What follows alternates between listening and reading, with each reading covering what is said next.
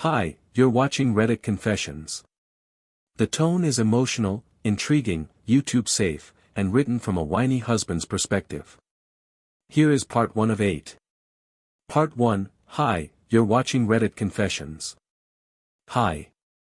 You're watching Reddit Confessions, and I need to get this off my chest before I lose my mind. There's still a scuff mark on the floor where her boot dragged across the threshold. Right by the door. That's where everything ended. I told her. Fine, go. But the moment you cross this threshold, our marriage is over. And she didn't even blink. Not once. Just stared past me like I wasn't there, like the man who paid for the very floor she stepped over was already invisible. But let me rewind. Not to when we met. That's irrelevant now. Not to when we said our vows. Those were a lie. No, I want to take you back to the morning before the last morning. There was a white envelope taped to the fridge. Taped, not left. Like it needed to be presented formally. It wasn't a goodbye letter. That would have at least felt final. It was a list. Groceries. Almond milk. Granola. Cilantro. Don't forget toilet paper this time. Also, I'm going out tonight. Please don't wait up. That last line wasn't even part of the list. It was tacked on like an afterthought. Like me. I read it 5 times. Not because it was unclear, but because I didn't want to believe that that's how far things had fallen. That night, I sat alone in a chair I built for 2. It was pouring rain.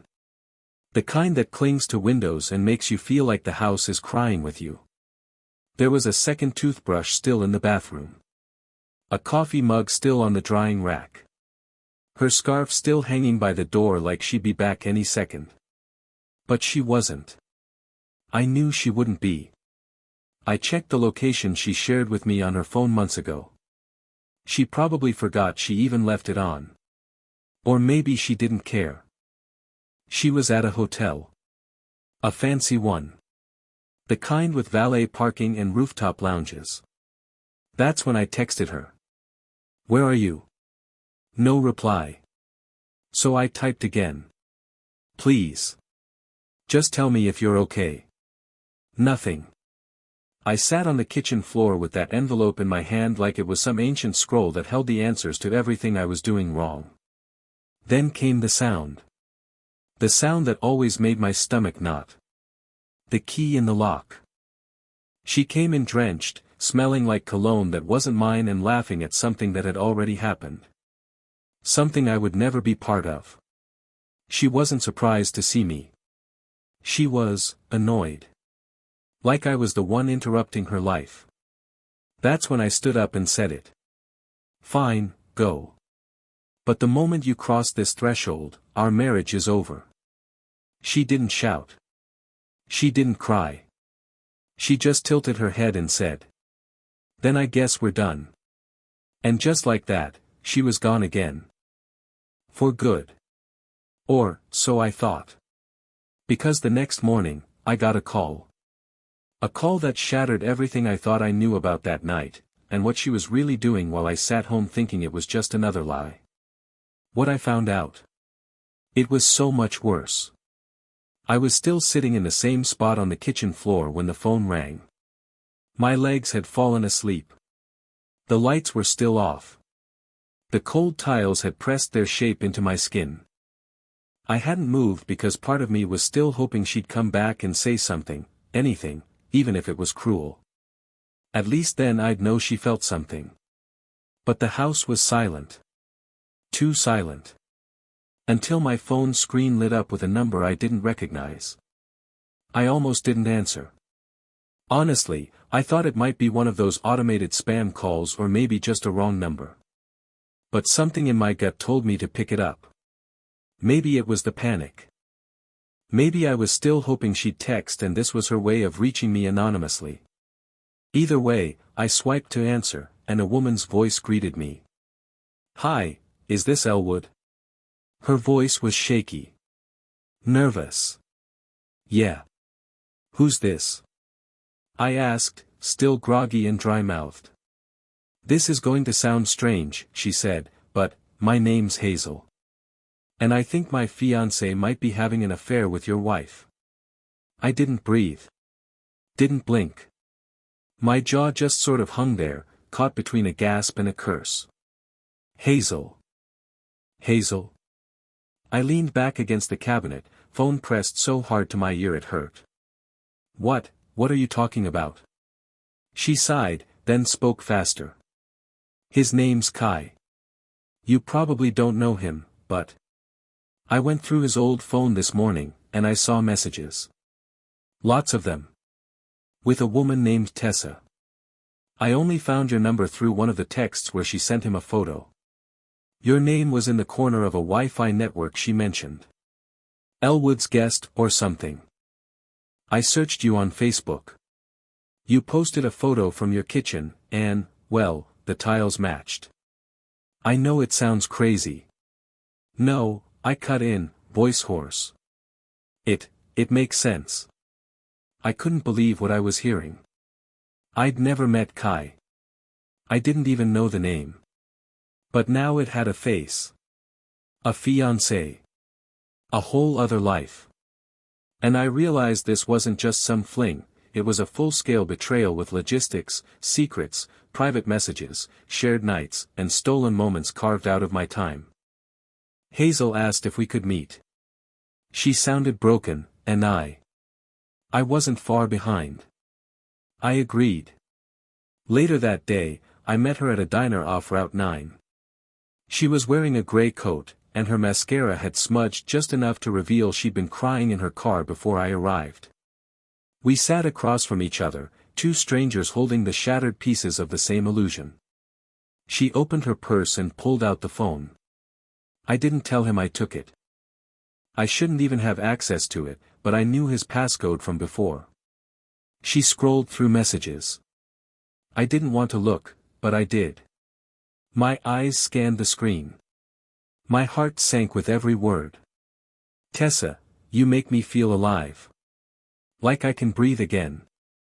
Kai, Thursday can't come fast enough. Tessa, he thinks I'm at spin class. LOL. Kai, he doesn't deserve you. That last one made my blood boil.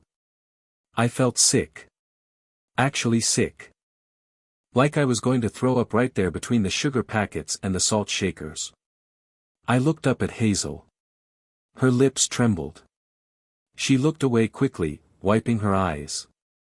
They talked about running away, she whispered. About getting a place in Asheville.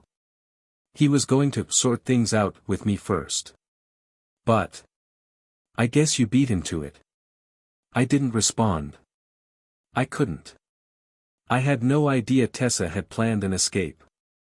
No idea there was a whole second life being constructed while I was still clinging to the scraps of the first. But then Hazel said something else. Something I haven't stopped thinking about since. They checked into the hotel under my name. I blinked. What? She nodded, voice tightening. Kai's a lawyer. He said using my name on the booking would keep things quiet. No trail. I got a bank notification by mistake and, that's when I knew. I felt my fingers go cold. That meant Tessa didn't just lie to me. She helped someone else lie to the woman he was supposed to marry. Suddenly, this wasn't just infidelity. It was a conspiracy. And I had no idea just how deep it went, until I saw what was waiting for me when I got home that night. After Hazel left, I sat in my car with the engine running and the door open for nearly an hour, just letting the cold air numb my face. I wasn't crying, I think I was past that point. It felt more like I was decomposing in real time, like grief was peeling me apart in silence. I must have looked like a lunatic just sitting there, blinking into space, gripping the steering wheel with both hands like I'd just survived a crash. In a way, I had. I had slammed headfirst into the reality of who my wife had become, and nothing made sense anymore. When I finally pulled into our driveway, the sky had that bruised pink hue that happens right before dark. Our porch light, which is on a timer, hadn't kicked in yet, and the house looked emptier than usual. Hollow.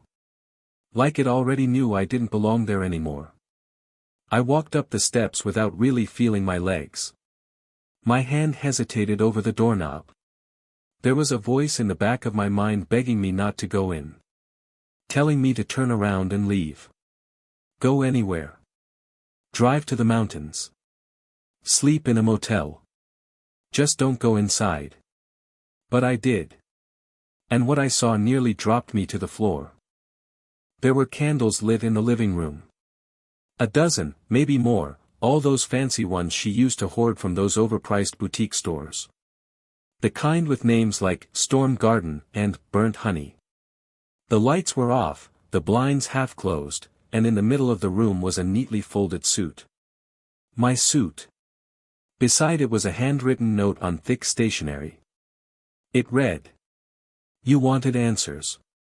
Come find them. There was no name. No date. No explanation. Just those 6 words in her handwriting, the same handwriting she used to sign birthday cards and leave notes on the fridge. It was unmistakable. The curves in her T's, the little slant of her E's. I picked up the suit. It had been dry cleaned. Pressed. Smelled faintly like cedar.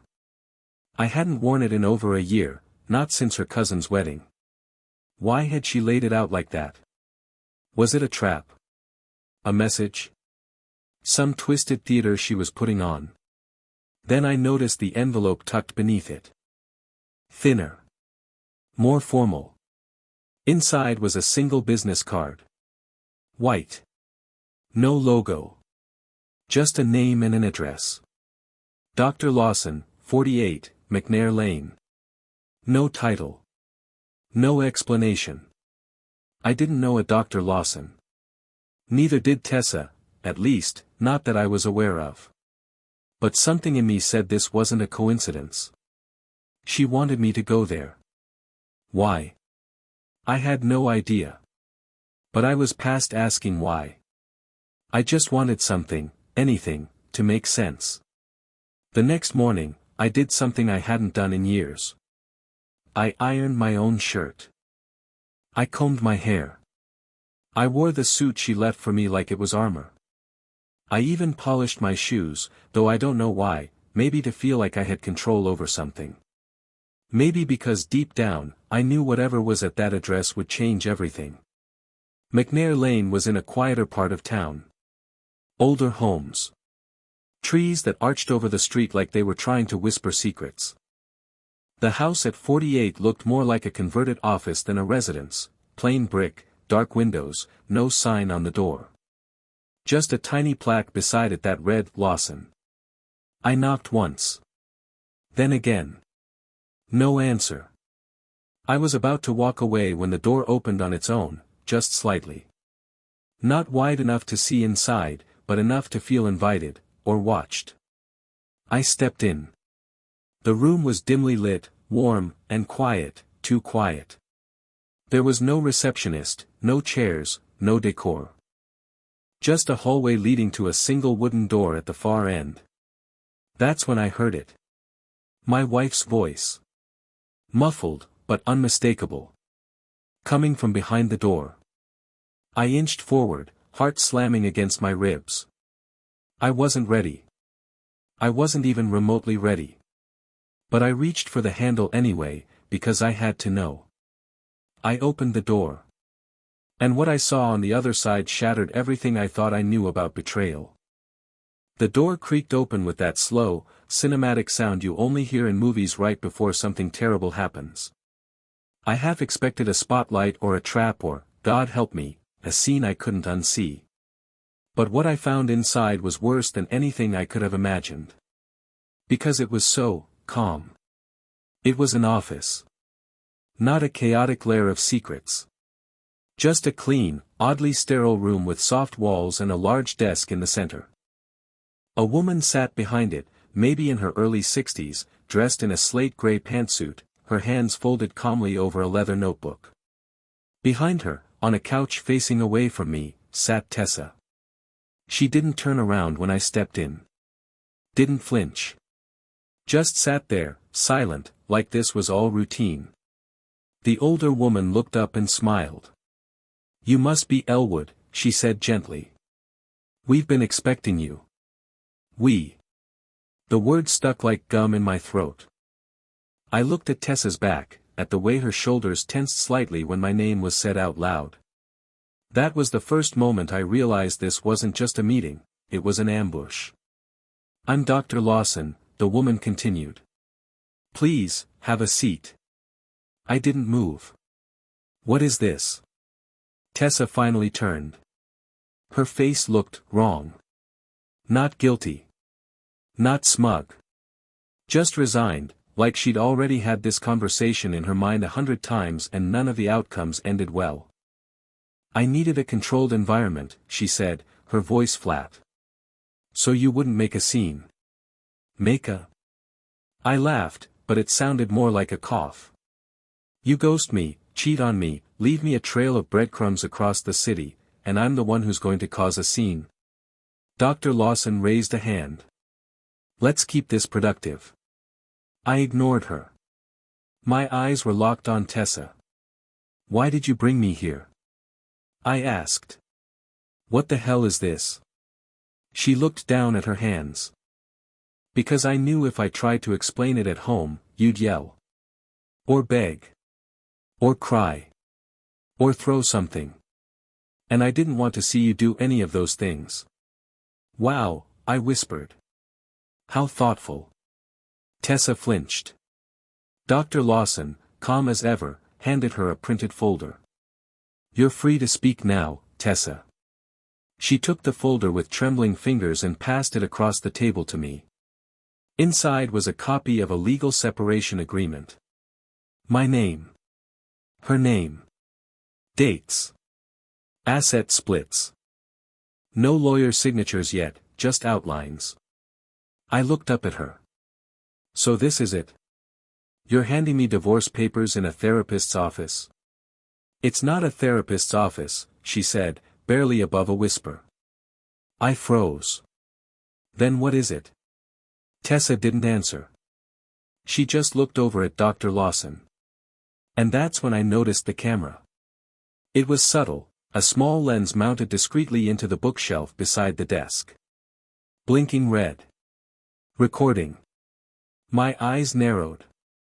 "You're filming this?" "It's for documentation," Dr. Lawson said. "Tessa requested a witness and a neutral party in case of conflict or..." "In case of what?" I snapped. "You thought I'd attack you? You think I'd hurt you?" "Not physically," Tessa said, finally looking me in the eye. "But emotionally, yes. You already have." That stopped me. She paused, then said, "You knew something was wrong for months. You felt it. And you said nothing. You pretended it would fix itself. That I'd just snap out of it. You never asked why. You just waited for me to come back to you." "And what about you?" I asked, heart racing. "You didn't talk either. You ran off into someone else's arms." "That's not miscommunication, Tessa, that's betrayal." Dr. Lawson scribbled something in her notebook. For the first time, I felt like I was on trial. Tessa leaned forward, and something changed in her eyes. It wasn't about Kai. Not really. It was about feeling wanted again. Not needed. Not tolerated. Wanted. "Do you even remember the last time you looked at me like you did when we were dating?" I wanted to answer. I did. But the truth was, I didn't. That realization hit harder than I expected. But I wasn't done. Not by a long shot. I stood up and dropped the folder on the desk. "Fine," I said coldly. "You want this clean. You want it tidy and documented and sterile like a dentist's office? You'll get it. But don't pretend this makes you noble. You're not escaping me, you're abandoning the wreck you helped build." And then I left. I walked out of that room, out of that house, and out of the life we shared. But the worst wasn't behind me. Because when I got home, there was one more envelope waiting on the kitchen table. And this time, it wasn't from Tessa. When I got back to the house, it was dark. The kind of darkness that doesn't just fill the room, it fills your chest. The candles she'd left burning 2 nights ago were gone, and the suit I had worn now lay draped carelessly over the back of a kitchen chair like it had never mattered in the first place. I stood in the doorway for a long time, unsure if I was supposed to feel anger or grief. Instead, I felt like a bystander in my own home, like someone had pushed me out of my life and left the lights off on purpose. And that's when I saw it, a second envelope. Not taped. Not hidden. Just placed neatly in the center of the kitchen table. This one wasn't her handwriting. It was printed. My full name, Elwood Bryce Mathers, typed in clean serif font on the front like I was receiving a letter from a law firm or a hospital. My palms started to sweat. I opened it slowly, already bracing myself for more legal forms. Maybe her lawyer had moved faster than expected. Maybe this was her way of kicking me while I was still catching my breath. But what I pulled out wasn't legal at all. It was a photograph. A grainy one. Black and white. Surveillance style. It showed a man and a woman walking out of a hotel lobby. Holding hands. Close. Familiar. The man was Kai. I recognized his stupid overconfident shoulders from the diner Hazel showed me on her phone. The woman? It wasn't Tessa. My heart skipped. I flipped the photo over. There was a sticky note on the back. She's not the only one who lied to you. No name. No sender. Just that sentence. I stumbled into the chair, the photo shaking in my hand. I stared at it like it might morph if I blinked long enough, but the image stayed the same. Same faces. Same betrayal. But now, something didn't add up. Tessa had been with Kai. That much Hazel and I had both confirmed. So who the hell was this woman? And why was someone sending me proof of Kai cheating on both of them? I looked again at the image, searching for anything familiar about the woman. Her hair was shorter. Her coat was long. But even through the grain, something about her shoes stood out. They were floral patterned flats. Not common. Not random. I stood up, heart pounding, and rushed to the front hallway closet. I dug through the pile of scarves, gloves, and forgotten umbrellas, and there, near the back, stuffed in a bag I hadn't seen in years, were those same exact shoes. They belonged to Hazel. I didn't understand. Hazel was the one who'd called me. Who cried at the diner. Who showed me the texts. Who exposed Kai and begged for answers.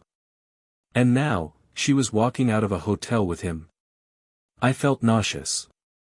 Suddenly, the entire meeting played back in my mind, the way she didn't order anything at the diner, how she kept pushing the phone toward me, how she never mentioned when she found the messages. She just said she did. Was it all a setup? Some twisted plot? Was Tessa in on this? I didn't know what to think. But I knew one thing for certain, this wasn't over. The photo wasn't a conclusion, it was a trigger. And the person who sent it wanted me to react. Maybe to break. Maybe to run. Maybe to finally see how deep this betrayal went. And I was done waiting for the next move. I was going to make mine. But before I could, my phone lit up. Blocked number. I hesitated for only a second, then answered. Elwood, the voice said, low and smooth, I didn't mean for you to find out like this. It wasn't Tessa. It wasn't Hazel. It was Kai. I froze the moment I heard his voice. I've never had a personal hatred for anyone strong enough to trigger a physical reaction, until Kai. My stomach clenched, fingers instinctively tightening around the phone like I could somehow strangle him through it. I didn't speak. I couldn't. Not at first. Elwood, he said again, quieter this time, almost cautious. What do you want? I finally managed to say, each word slow, deliberate, acidic. I'm not calling to fight, he replied. I didn't want you finding out like this. Not through that photo. My jaw clenched. So it's true. The photo's real. Hazel too. There was a pause. A long one. I could hear him breathing. She came to me before Tessa ever did, he said. Months ago. I didn't expect it to become what it did. She was hurting. I was lonely. I didn't plan it, man. But we weren't even serious until recently. I laughed. An actual, humorless laugh that cracked in my throat. You didn't plan to screw both of our lives. That's your defense. I didn't know you, he snapped. You were just a name she mentioned. You think this is easy for me? I stood from the chair, pacing now, fists clenched. You knew who I was the moment you walked into that hotel with my wife. And now you're calling me to what? Apologize? No. I'm calling to warn you. That stopped me. Warn me. I echoed. About what? Another surprise betrayal. Another woman I trusted you're sleeping with. No, he said, and this time his voice dropped lower. About Tessa. And Hazel. The silence that followed was heavier than any I'd felt before. Even the house felt like it stopped breathing. What about them? I asked, but my voice had changed. It cracked. Because something in his tone had triggered something deeper in me, fear. You're not part of their plan anymore, Kai said. But you were. And I think they're about to turn on each other. I couldn't process what I was hearing. I wanted to hang up. I wanted to scream. But something kept me listening. I found a message thread between them on Hazel's tablet, he went on. They talked about a timeline. Something about pushing you emotionally so far off-center that you'd give up everything willingly, the house, the accounts, maybe even your job if they got to your employer. My blood turned to ice. That's insane. That can't be real. It is, he said. They were trying to manipulate you into self-destruction. You were just supposed to collapse quietly. But then Hazel slipped. She caught feelings. And Tessa, well, Tessa doesn't like loose ends. I sat down again. I didn't even realize my legs were moving. My mind was racing faster than my thoughts could organize. I think, Kai added carefully, they were never on opposite sides. Not really. This whole act with the affair, me being the distraction. I was just a pawn. You too. My head spun. Why are you telling me this now? Because Hazel found out Tessa's been digging into her past. And suddenly, I'm not so safe either. I leaned forward, hands trembling. What are you saying? I'm saying, he whispered, someone's cleaning house. And if you're still in it, you should be careful. The line went dead. I stared at the phone like it had bitten me. I wanted to believe he was bluffing, twisting the truth to save his own skin. But deep down, I knew something didn't add up, and hadn't for weeks. The calculated meetings. The staged notes. The folder. The camera. Hazel showing up at the exact moment I was most vulnerable. And now this, the idea that my pain wasn't just collateral damage, it was part of a design. And I had followed every breadcrumb they left me, thinking I was uncovering truth, when in reality, I might have been walking right into their trap. I couldn't sit still anymore. I needed answers. Real ones. Not filtered through Kai's cowardly half-truths or Hazel's crocodile tears. So I went upstairs. Opened the one drawer I hadn't touched since this all began. The one Tessa always kept locked, until now. Inside was a USB drive. Labeled. EMB/4 backup only/do not open. I plugged it into my laptop. And what I found on that drive would change everything. Not just what I knew about my wife, but about who I had actually married. The USB drive clicked into place like it had been waiting for years to be awakened. My laptop made a soft chime, the screen blinking as the contents loaded. One folder. Just one. It was titled, Sequence. I hesitated. Everything in me screamed that I was about to see something I wouldn't be able to forget, that crossing into that digital vault would be like stepping into a room with no door out. But curiosity was no longer what drove me. I was chasing survival now. Truth was no longer about closure, it was about defense.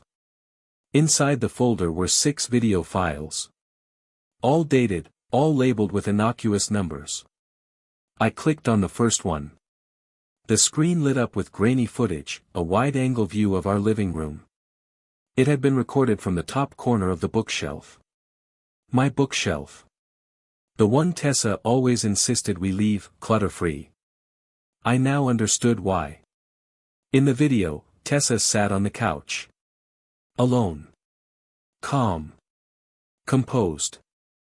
She looked directly into the camera and began to speak. If this ever needs to be used, she said slowly, I want it clear that Elwood gave consent. My stomach turned. I've documented our financial conversations. His history of neglect. His failure to contribute to household goals. If anything escalates, these recordings will clarify context. I slammed the spacebar to pause. My vision went white with rage. Context. She was building a digital alibi. One she could use in court. Or with HR. Or anyone who might ask why she suddenly walked away with everything and left me in pieces. I opened the next file. This one was audio only. A phone call. Tessa Ann. Hazel. I knew that voice instantly. You're sure he won't suspect anything? Hazel asked. He's not wired that way, Tessa said, too casually. He doesn't want conflict. He just waits for it to pass. He's scared of confrontation. That's the whole point, to make it his idea to let go. Hazel laughed. God, you're cruel. You say that like it's a bad thing. My hands shook so violently I nearly dropped the laptop. I forced myself to keep listening. You think Kai suspects? Hazel asked after a pause. Please, Tessa snorted. Kai's exactly what I needed to make it believable. You and I both know he talks more than he thinks. He'd never imagine this wasn't about him. The third file was surveillance again. This time from what looked like a hotel hallway. There was no audio, just footage of Tessa handing Hazel a small black case. Hazel opened it, inspected something inside, and nodded. Then they embraced. It wasn't friendly. It was rehearsed. Cold. Professional. I didn't know what was inside the case. But in that moment, I realized this wasn't just infidelity. It wasn't even manipulation. This was orchestration. I had been the instrument. They had played me. I clicked through to the last video file. This one had no date. No label. Just blank black space that eventually faded into a still image, Tessa, in front of a whiteboard, standing next to a list of bullet points. I kid you not, it looked like a business presentation. A strategy meeting. She pointed at one bullet labeled EMB Baseline Breakdown.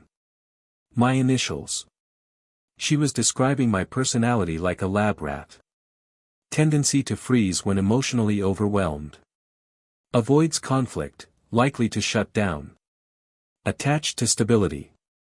Will prioritize peace over truth. Strong moral guilt, useful if we need narrative control. She knew me. Down to the atom. Not just as a husband. As a subject. My vulnerabilities, my trauma patterns, my emotional triggers, she had them mapped like coordinates. I wasn't a partner. I was a weakness she planned around. I sat there for a long time after the video ended. No tears. No yelling. Just silence. A silence so thick it felt like I wasn't in my body anymore. This wasn't just betrayal. This was warfare. And the thing is, I don't think they ever expected me to find this drive. Maybe it was a decoy left behind. Maybe she thought I wouldn't dare go looking. But now I had proof. I had motive. I had evidence that could destroy them both. I should have called a lawyer. I should have called the police. Instead, I closed the laptop and called someone else. Someone I hadn't spoken to in over a decade. Someone who owed me a favor. And what he helped me do next wasn't revenge. It was exposure. His name was Mason. He and I hadn't talked in years, not since we were both working overnight security at a warehouse outside Philly, swapping stories over vending machine coffee and dreaming of better lives. Mason had always been good with data, paranoid in the best way. After he left the job, he'd gotten into cybersecurity. The real kind. The kind that makes people disappear from digital maps and recover files you didn't know existed. I sent him everything. The USB files. Screenshots. A timeline. My written statement. And I told him one thing clearly. I don't want revenge. I just want them exposed. He didn't ask questions. Just said, give me a few days. Those days were quiet. I didn't call Tessa. She didn't call me.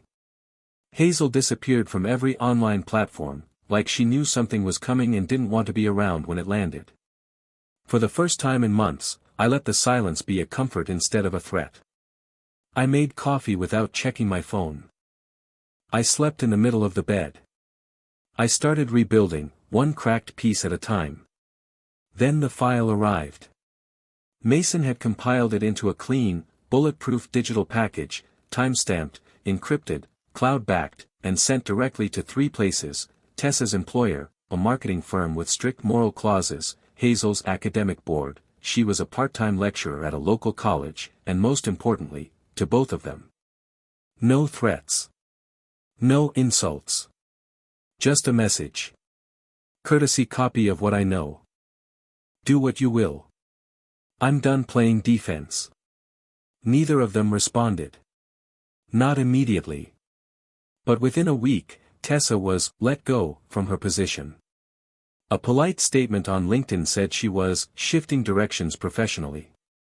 Hazel's faculty bio vanished from the school's website.